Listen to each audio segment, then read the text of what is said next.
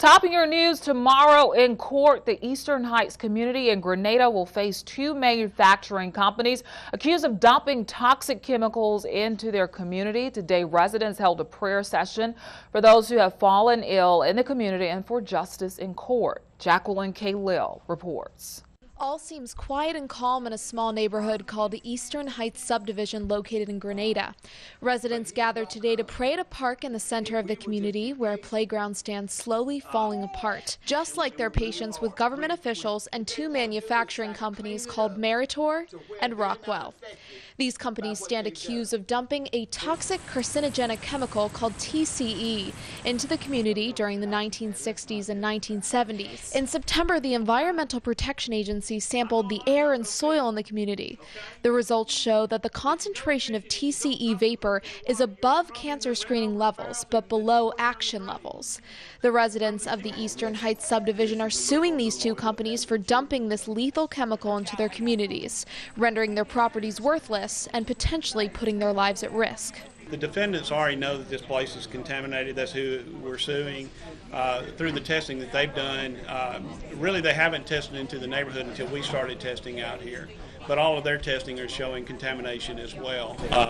Even based on their results, you can tell that products from the plant have moved either several different ways, but through the groundwater, and contaminated these homes in Eastern Heights, which is right next to the plant in Grenada, Mississippi.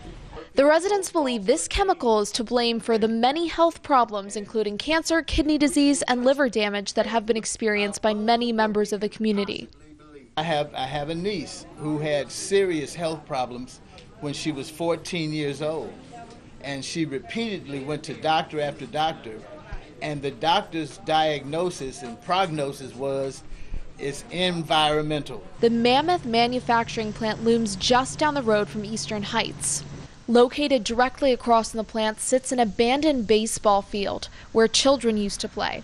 It was found to be one of the most contaminated locations in the vicinity during environmental testing. Jacqueline Kalil. All right, and of course, we will continue to follow that story for you right here on your Delta News.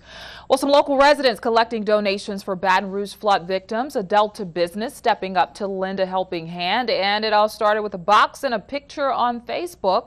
Community members are encouraged to donate anything, including water, clothes, toys, and even pet food. Knowing what they're going through, having the same feelings and of losing everything, not having anything to go off of. Luckily, when we flooded, our community did come together and helped each other. And then we had people out of town help each other. There's a lot of people that is on Facebook right now that is asking me, can it be used items? Yes, most definitely it can. All right, well, if you would like to donate, you can drop off any supplies at Farmers Incorporated in Greenville or drop items off at the Swiftwater Be Quick donation. Trucks are scheduled for pickup Monday and Tuesday. One Delta Police Department goes high-tech. Indianola police officers are now riding around with iPads, and it's not for social media. Chief Edric Hall says this is for everyone's benefit. The chief tells us with the iPad, it will now be quicker for his officers to issue citations. They can just scan your license with the device and give you an e-ticket. Hall says the benefits of having an iPad don't stop there. We went live with a new software program entitled eForce, and this information that we're able to use is allowing dispatchers to see where the officers' locations are at all times, which will help expedite the officers responding to citizens' calls. They're able to see where they are, send their closest officers. If an officer needs help, see where the officers are at all times. All right, well, the officers are excited about those new upgrades. And staying in Indianola is full speed ahead for a new grocery store. The last bit of money is now in, and remodeling for the new store is set to start on September 1st. For the folks in Indianola, south of Highway 82, this means they will have a place to buy groceries now within walking distance.